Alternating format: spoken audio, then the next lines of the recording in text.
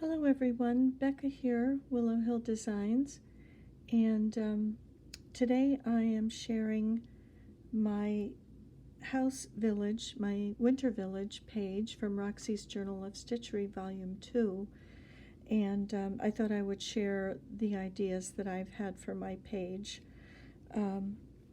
So when I heard Winter Village, I decided that I would draw up a little village and what I wanted to have on my page.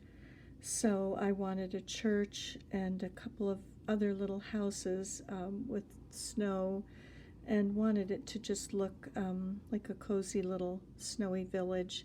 So this is what I did. This is the size of my page, so this gives me an idea of what I can fit on there. Because I'll be sewing directly onto the linen napkins that are my signatures. And this is the way that I like to work. I like to have a plan. I like to know where I'm going with this, and I like to know the sizes that I need for my page. So this really helps me to flesh out what I'd like to do.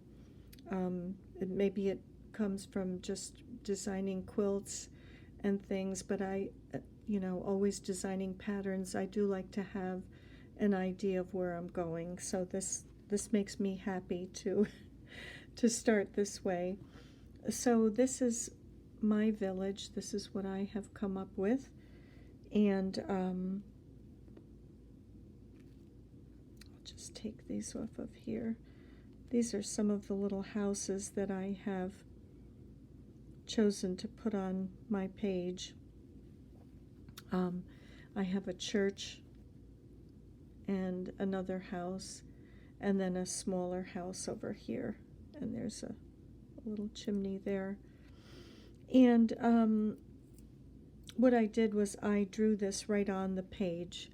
So this is my signature. This is my linen napkin signature, and it has a stabilizer. It has a fusible interfacing on the back so that there's not so much play in the fabric when I'm stitching. And so by drawing this on, I kind of have an idea of where I'll put things in a road map.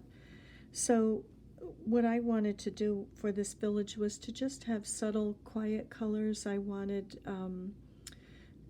soft ivories and reds. I just like the whole thing to be very soft. So the first fabric that I chose was for the church, and I decided to use, I thought this was a little too bright. I wanted something very subtle, so I used the wrong side of the fabric for the church. So that's where that comes from. And it looks like kind of little vines growing along the church.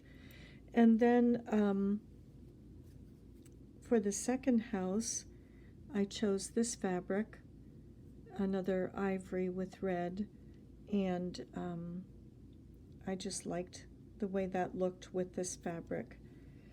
And the third fabric that I chose for the houses was this little one with it almost looks like little tulips or something for the smallest little house. And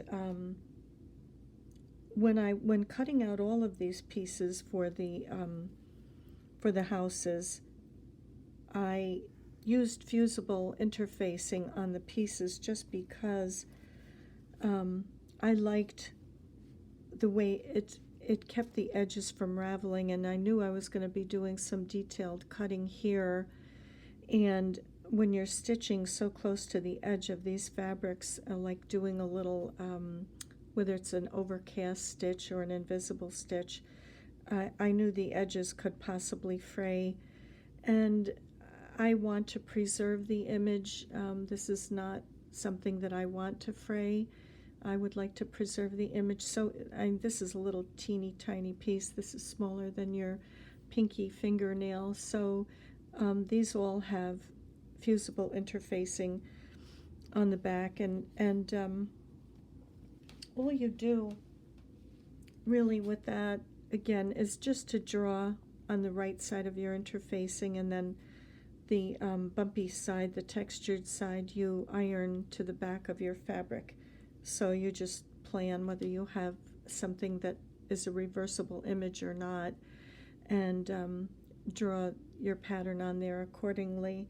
So each of these pieces all have the interfacing, and they seem really nice and stable. Some of them are really tiny, so like these smaller ones, I probably will just do a stitch over them with embroidery on them to tack them down. But the houses, I'll do some embroidery stitches on, like here and around the doors and around the windows, and then separating the panes in the windows. So that's what I'll do. And for the little roof on the bell tower of the church, I chose this red and white fabric, and it looks kind of to me like there's snow coming down, so I liked that. I put that on the roof of the fabric, on the roof of the bell tower of the church, and I used the same fabric for the windows. And for the door, I just cut a little tiny snippet of brown. Oop. I tried different browns. That the door came out of this piece here, and you can still see some of the fusible interfacing. This is SF101 interfacing on here, and so I cut the door out of this fabric. This is sort of modeled with filigree on it, and I just chose a lighter portion. And for the doors on these houses, just little snippets of red fabric, again using the interfacing on the back so that the edges wouldn't fray out. And for the windows on the houses, I wanted to use something, I liked this blue and with the snowflakes, and I thought it would sort of give a frosty look to the houses. So again, I just ironed my interfacing on there, and then cut out along the lines that I had traced, and took pieces from that, and I think you can see the little snowflakes on there. It kind of gives a frosty look to the windows. And again, they'll be outlined with embroidery thread, and also probably some window panes stitched in. And for the trees, I originally was going to embroider the whole design, just embroider it with thread. I liked that idea. I thought it would look very vintage. But I decided to go with the fabric. So on the trees, I'm not quite sure if I'm going to just embroider the trees with an outline stitch. I'll embroider the snow and the little bushes on here, the mounds of snow and bushes, with, I'm not sure what color yet, but I'm not sure with the trees if I should embroider or if I should use fabric. If I do go with fabric, I chose this green, and it's a gradated fabric like an ombre, and I thought I could use the shadings as it goes down for each tier of the little trees. So if I do the trees out of fabric, that's how that'll be done. And again, those are just pieces that I drew on the interfacing, and that'll be ironed to the back side of the fabric. This will be pressed to the back side of the fabric, and I traced the design on the back as well so that I could see to cut out once it's ironed. And then I'll just cut out the little pieces, and again, because they're so small, the interfacing will keep them from fraying too much. So that's the trees. If I decide to do the trees out of fabric. The stairs, I wasn't sure on the church whether to embroider or whether to do fabric. And I had cut out a little steps out of this fabric, little stairs for the church.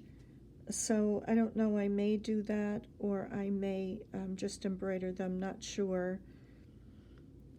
So that's kind of a possibility. And on this house, originally I was going to do a large overhead door on that house, and then I decided to go with the smaller door. I was thinking maybe that would be the side of the house where the garage was, but I decided to go with the smaller door for that. And these are not stitched down. None of these houses are stitched down. They're glued. I used just a tiny dab of art glitter glue on those, just to hold them down until I do the invisible stitch. There's just a few dabs here and there, and that came in handy. And I will stitch down the houses with this ivory 50 weight. This is a Gutermann thread. And then I will stitch down, invisible stitch, the snowy roofs with this 50 weight Gutermann as well, just the thread that you would use in your sewing machine. And I was also thinking, I got these little sequins. I think they're so pretty. They're a clear iridescent sequin, and they're 4mm is the size, and they are from a little shop called A Range of Color, and I thought they were the perfect size. They're not too big. And I will either sprinkle them coming down the sky like snowflakes, or maybe scattered on the houses and in the snow. But I thought they would give a nice kind of a sparkly look to the whole picture.